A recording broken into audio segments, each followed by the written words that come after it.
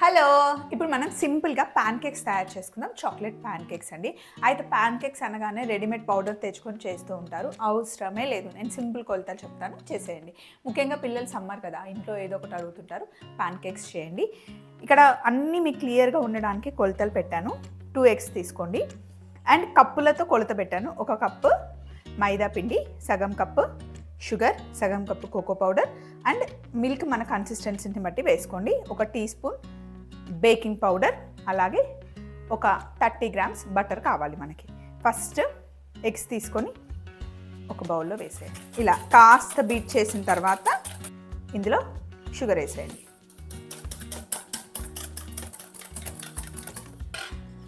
అలాగే ఎగ్ మిశ్రమంలో కొద్దిగా వెనిలా ఎసెన్స్ వేయండి. ఇందులోనే ఇప్పుడు బటర్ వేసేయండి. ఇప్పుడు పాలు కొంచెం పోసుకొని పక్కన పెట్టుకొని చూస్తూ మిక్స్ చేసుకోవచ్చు తర్వాత కావాలంటే. ఇప్పుడు షుగర్ మొత్తం కరిగిపోయే వరకు బాగా మిక్స్ చేయండి. ఇప్పుడు ఇందులో మైదా,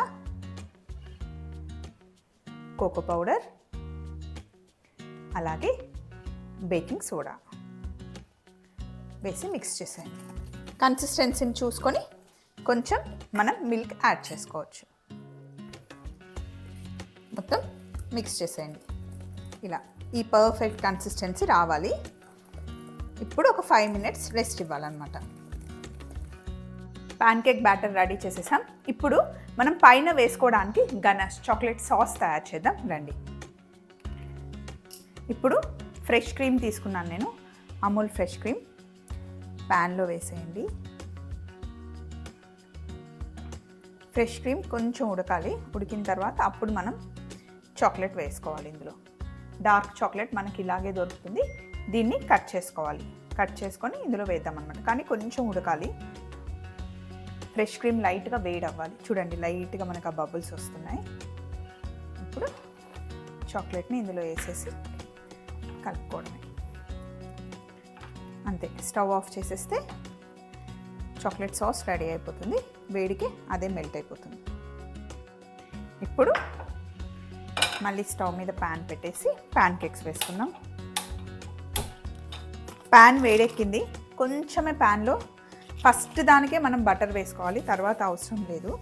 ఆల్రెడీ మనకి బ్యాటర్లో బటర్ ఉంటుంది కదా, ఏం అంటుకోదు.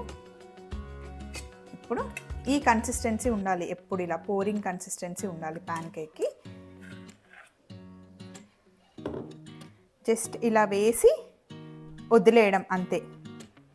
మనం ఏం కలపకూడదు. ప్యాన్ కేక్ ఆటోమేటిక్గా అదే రౌండ్గా కుక్ అవుతుంది.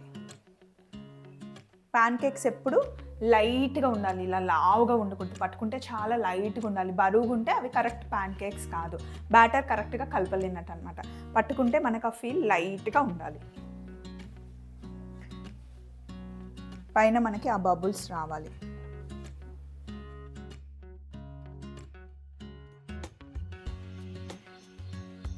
ఇప్పుడు ఒక సైడ్ కుక్ అయిన తర్వాత మెల్లిగా రెండో వైపు తిప్పాలి. చూడండి, ఇలా మంచి కలర్ రావాలి. Perfect pan cake. ఇష్టం ఉంటే కావాలంటే బటర్ యాడ్ చేసుకోవచ్చు. వేయకున్నా కూడా ఏం అంటుకోదు. మంచి కలర్ వచ్చాక జస్ట్ అంతే. చూసారా, ప్యాన్ కేక్ రెడీ అయిపోయింది. ప్యాన్ కేక్స్ ఎప్పుడు ఒకదాని మీద ఒకటి పెట్టుకోవాలన్నమాట. నేను ఇంకొక 2-3 వేసేసిన తర్వాత లాస్ట్కి ప్రజెంటేషన్ చూపిస్తాను. చూడండి, లైట్గా ఉండాలి ప్యాన్ కేక్స్ ఎప్పుడు. ఇలా ప్యాన్ కేక్స్ వేసేసుకొని దీంట్లో ఇప్పుడు పైనుండి సాస్ వేద్దాం. చాక్లెట్ సాస్తో సర్వ్ చేస్తే చాలా అంటే చాలా బాగుంటుంది. పిల్లలైతే అసలు టూ మచ్ ఎంజాయ్ చేస్తారు. దీని మీద ఏదైనా ఫ్రూట్స్ అయినా సరే లేదా డ్రై ఫ్రూట్స్ అయినా సరే గార్నిష్ చేయడానికి పెట్టేయండి.